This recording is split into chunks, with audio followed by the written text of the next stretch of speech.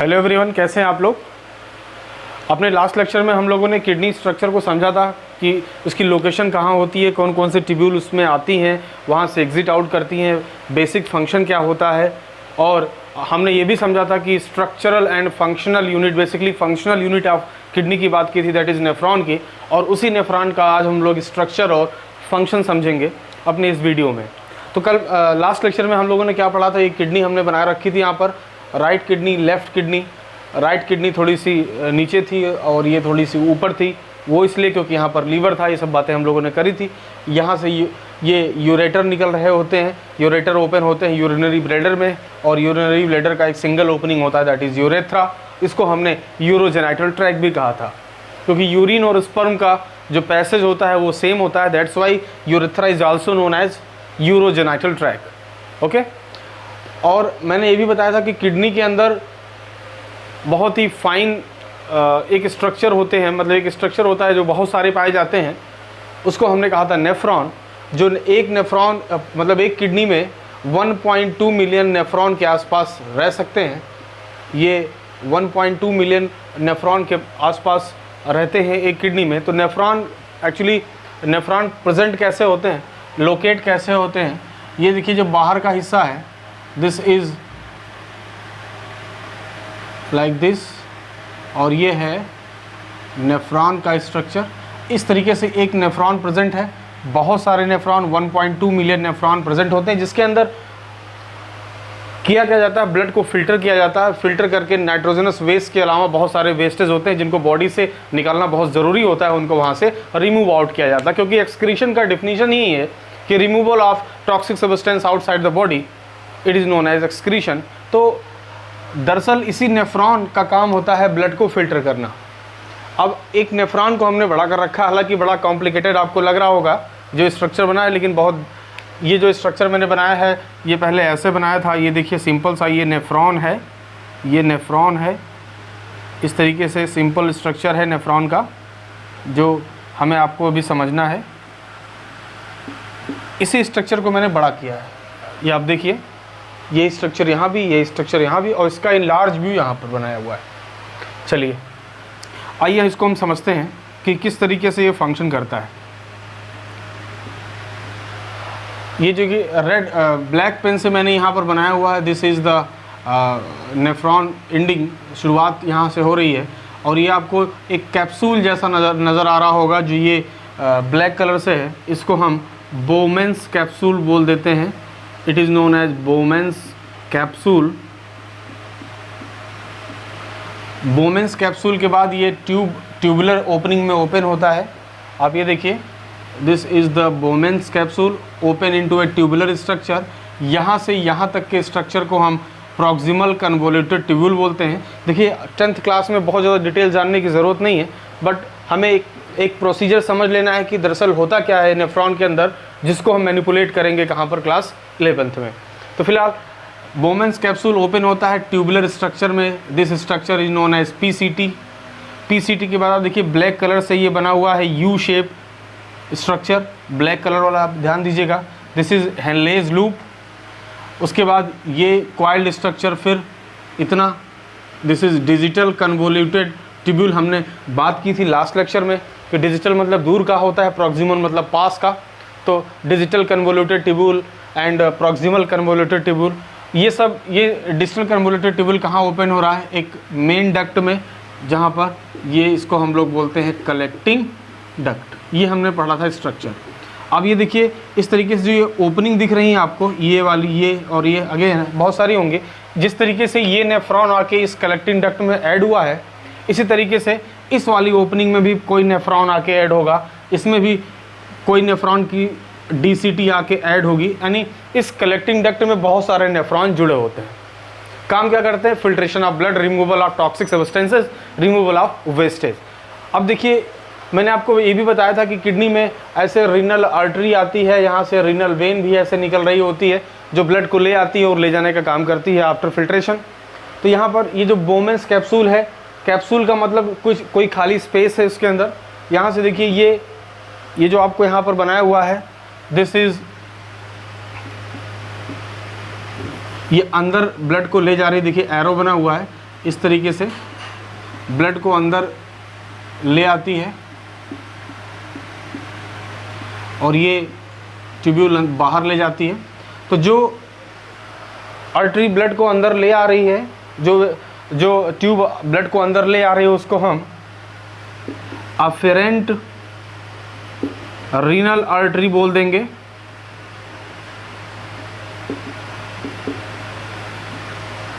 Afferent आर्टरियोल, और जो blood को बाहर ले जा रही है उसको हम इफरेंट आर्टरियोल बोल देंगे। आर्टरियोल मतलब आर्टरी से भी फाइन। ओके, तो ये जो जैसे ब्लड अंदर आता है, क्योंकि ब्लड के अंदर जो मेटाबॉलिज्म के थ्रू बहुत सारे वेस्टेज होते हैं, नाइट्रोजनस वेस्टेज होते हैं, यूरिया, अमोनिया, यूरिक एसिड, ढेर सारा पानी, बहुत सारा ग्लूकोज, बहुत सारे साल्ट, वाटर, ये सब प्रेजेंट होते हैं, जिनकी पूरी तरीके से पूरे अमाउंट की बॉडी को ज़रूरत नहीं होती है। तो जो अनयूज्ड है, उसको एक्सेस है, उसको बाहर निकाल देने का काम किया जाता है यहाँ पर। तो चलिए देखते हैं यहाँ पर इस तरीके से ब्लड यहाँ पे जाता है। तो बोमेंस कैप्सूल में नेटवर्क ऑफ कैपिलरीज होती हैं, क्योंकि ब्लड एक ब्लड प्रेशर से जा रहा होता है। और आप यहाँ एक चीज़ और देख सकते हैं, अफरेंट आर्टरियोल और इफरेंट आर्टरियोल में ये ब्रॉडर है, ये नैरोअर है। तो ये ज़्यादा अमाउंट ऑफ ब्लड यहाँ पर जा रहा है, बट निकलने की जगह कम है। तो ऑब्वियस सी बात है, यहाँ पर प्रेशर बहुत ज़्यादा होगा। कहाँ पर? बोमेंस कैप्सूल के अंदर जो ये कैपिलरी का नेटवर्क है, इस नेटवर्क में इस प्रेशर के नाते यहाँ पर फिल्ट्रेशन हो जाएगा। क्या हो जाएगा? फिल्ट्रेशन। ये फिल्ट्रेशन बहुत ज़्यादा फाइन होता है, इसलिए यहाँ पर इसको हम नाम देंगे कि बोमेंस कैप्सूल में अल्ट्रा फिल्ट्रेशन होता है। कैसा फिल्ट्रेशन होता है? Ultra filtration. बहुत ही फाइन फिल्ट्रेट यहाँ पर निकल रहा होता है।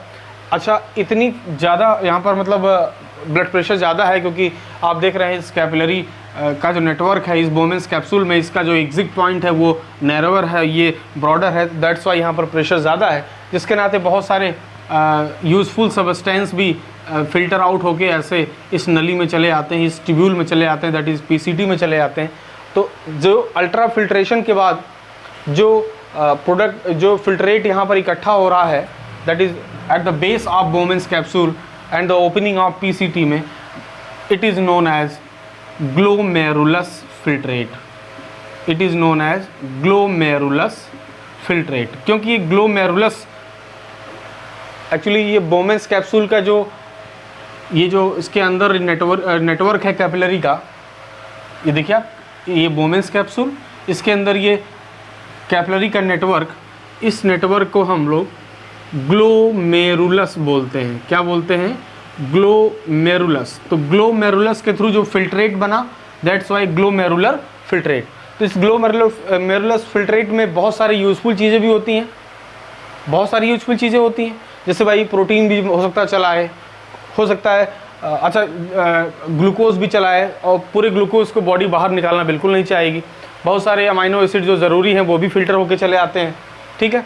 तो बहुत सारी प्रोटीन चली आती है, उन सबको रीएब्जॉर्ब करना ज़रूरी होता है, क्योंकि बॉडी को उसकी ज़रूरत है। जैसे ग्लोमेरुलस फिल्ट्रेट आगे बढ़ता है, इसको मैं थोड़ा और ब्रॉडर बना देता हूँ आपको समझने के लिए।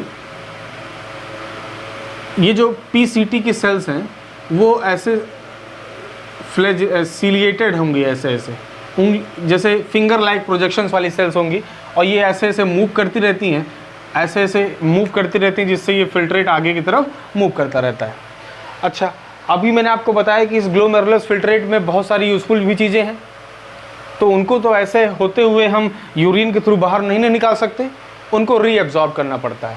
तो आप ये देखिए, यहाँ इन आर्टरीज की एक फाइन आर्टरी पूरे नेफ्रॉन में इस तरीके से रैप्ड आउट है। आप देखिए, इस तरीके से रैप्ड आउट है पूरे नेफ्रॉन में, जिससे क्या होता है, मान लीजिए यहाँ पर इस पोर्शन में सोडियम ज़्यादा है, ग्लूकोज ज़्यादा है ना, तो इसको हम यूरिन के थ्रू बाहर तो निकाल नहीं सकते, क्योंकि यूरिन तो ऐसे ही बाहर निकलता जाएगा ना, फिल्ट्रेट ऐसे बाहर निकलता जाएगा, और अल्टीमेटली होता हुआ कहाँ से, इस तरीके से होता हुआ वो कलेक्टिंग डक्ट में पहुँच जाएगा और बाहर निकल जाएगा।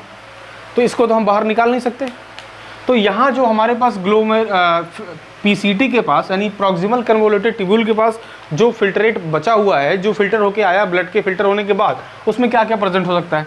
ठीक है, यूरिया एक बहुत ही इंपॉर्टेंट मतलब सिग्निफिकेंट नाइट्रोजनस वेस्ट है, अमोनिया भी होगा, बहुत सारे अमाइनो एसिड भी होंगे, ग्लूकोज भी होंगे, साल्ट भी होगा, बहुत सारा वाटर भी होगा। तो ये सब सबस्टेंस कहाँ प्रेजेंट होंगे? यहाँ पर। तो इन सबको तो हम एक्सक्रीट आउट नहीं कर सकते क्योंकि बॉडी को ज़रूरत है।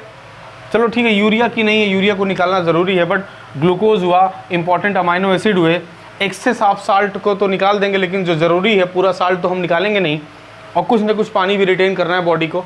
तो जो चीज़ें एक्सेस होती हैं उनको रीएब्जॉर्ब कर लिया जाता है। तो आप देखिए ये ट्यूब्यूल जो है ना, इस तरीके से पूरे नेफ्रॉन में रैप्ड आउट है। अब मान लीजिए यहाँ पर ग्लूकोज ज़्यादा है, तो ये ग्लूकोज क्या करता है, इस नेफ्रॉन की ट्यूब्स में से ये दोबारा रीएब्जॉर्ब हो जाता है। कहाँ पर?